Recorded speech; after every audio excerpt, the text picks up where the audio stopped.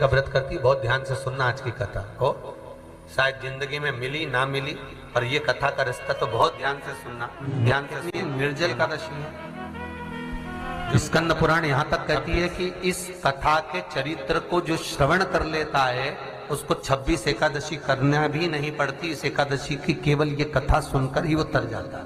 बहुत ध्यान से सुनना इसको, कथा तो बड़े भाव से सुन लो इसको, है? बड़े प्रेम से।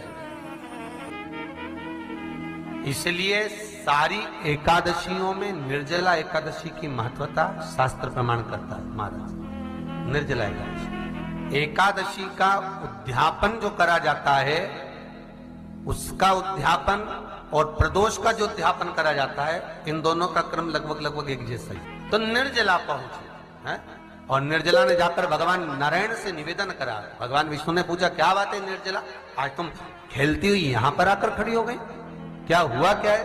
क्या तुमको गौलोक धाम में आनंद की अनुभूति नहीं हो रही जो तुम बैकुंठ में आई हो?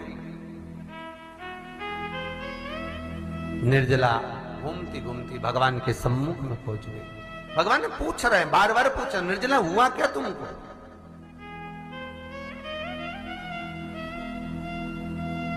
ए निर्जला, ए एकादशी, हुआ क्या है तुमको? क्या कारण है तुम्हारे यहां आने का, बैकुंठ पहुंचने का? बहुत ध्यान देना महाराज। शास्त्र कहता है सोमवार, मंगलवार, बुधवार, गुरुवार, शुक्रवार, शनिवार, ये देवता वो देवता सबके व्रत कर लो, सारे व्रत कर लो, पर ये व्रत आपको परमात्मा के धाम तक लेकर नहीं जा सकते, क्योंकि इनका जो पुण्य है वो मृत्यु लोक में आप थोड़ा सा भी व्रत करते हैं तो पुण्य समाप्त हो जाता है। पर हिंदू धर्म के 3 व्रत ऐसे बता दिए जिन व्रतों का पुण्य समाप्त नहीं हुआ।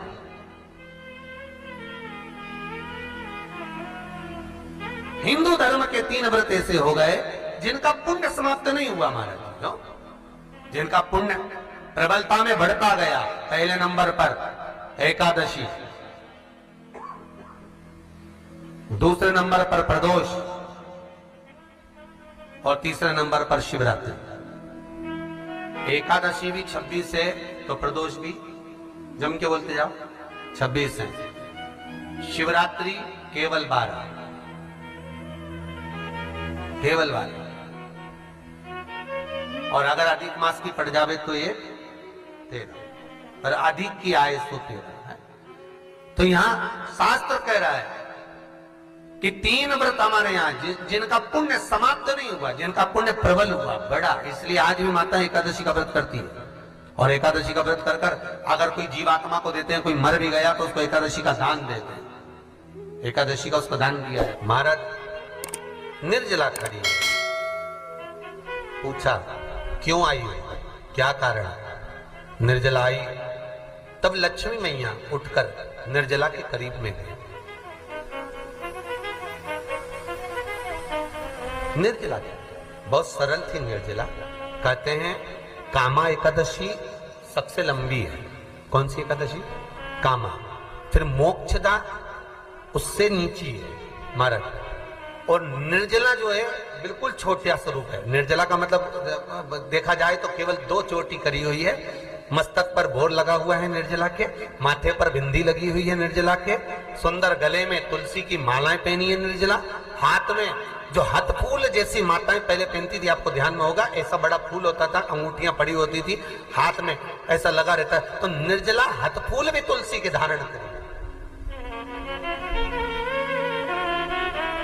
बड़ा सुंदर स्वरूप है माता निर्जला का महाराज। छोटी है तो माता लक्ष्मी उनके पास में गई और निर्जला से जाकर पूछा, निर्जला तेरे आने का कारण क्या है, तू बता। नारायण आपसे पूछ रहे हैं कि क्यों आई हो, किस लिए आई हो, क्या है तुम्हारे आने का कारण?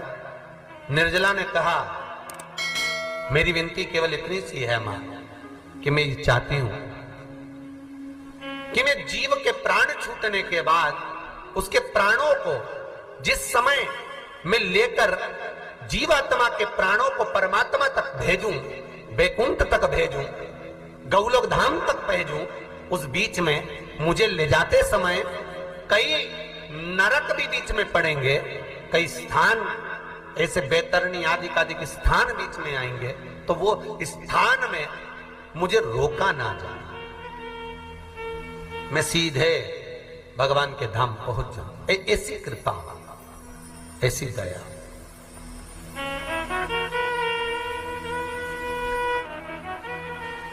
स्कंद पुराण यहां तक कहती है कि इस कथा के चरित्र को जो श्रवण कर लेता है उसको 26 एकादशी करना भी नहीं पड़ती। इस एकादशी की केवल ये कथा सुनकर ही वो तर जाता है।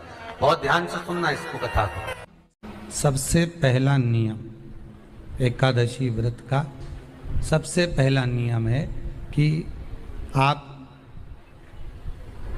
जिस दिन व्रत करो उसके एक दिन पहले भक्ति का संचार इस हृदय में कर लो।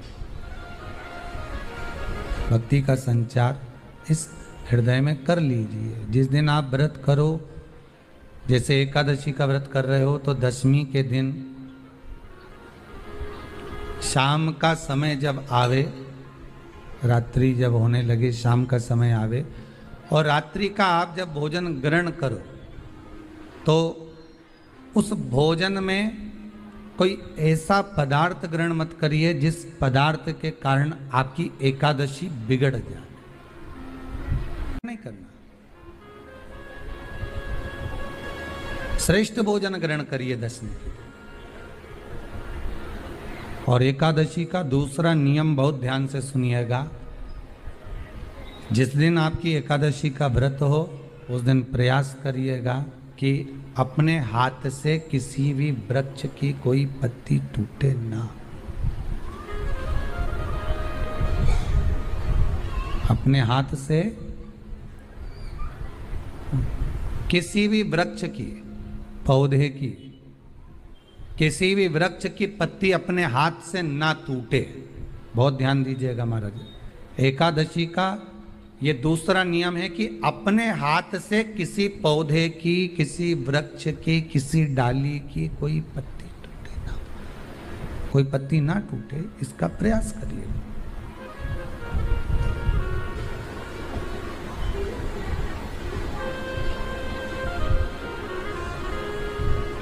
कितना सुंदर व्याख्यान कहा है, कितना सुंदर वर्णन है महाराज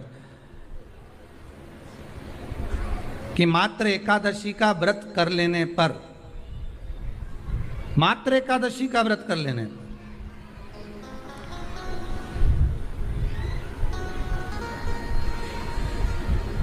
जो पूर्व में किया गया हमारा पाप कर्म है, हमने किसी जीव की हत्या करी है, हमने किसी को कष्ट प्रदान करा है, हमने किसी को अपशब्द कहा है, हमने किसी को ताने दिए, हमने किसी को आड़ा टेढ़ा कहा है, हमने किसी को गालियां दे दी है, मात्र एकादशी का व्रत ही कर लेने पर ये सारे जो दोष हैं वो समाप्त हो जाते हैं।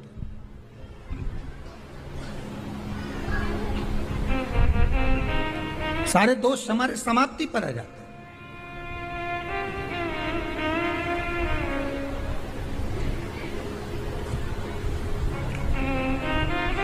अब एक विचार करिएगा थोड़ा सा अपने मन में, अपने चित्त में, अपनी वृत्ति में एक बात उतारिएगा। एक अपने मन में एक बात को उतार कर रखिएगा कि आप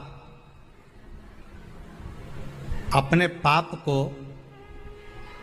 अपने पाप कर्म को जिस दिन क्षीण करने वाले हो, समाप्त करने वाले हो, अपने पाप को आप जिस दिन समाप्ति पर लेकर जा रहे हो, तो उसके एक दिन पहले आपको प्रसन्नता होना चाहिए कि नहीं होना चाहिए कि कल मेरा पाप कटने वाला है, कल मेरा पाप समाप्त होने वाला है।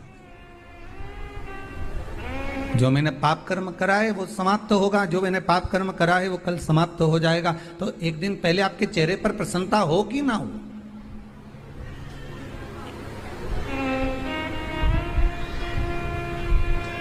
और चेहरे पर वो प्रसन्नता आपके आना चाहिए कि कल मेरा एकादशी का व्रत है, आज दशमी है, कल एकादशी का व्रत है, तो कल मेरी जब एकादशी का व्रत रहेगा तो मेरा ना जाने कितना कितना पाप, कितना असत्य, कितना झूठ, कितना प्रपंच वो समाप्त हो जाएगा। इसमें मुझे प्रसन्नता हो, इसमें मुझे आनंदता हो।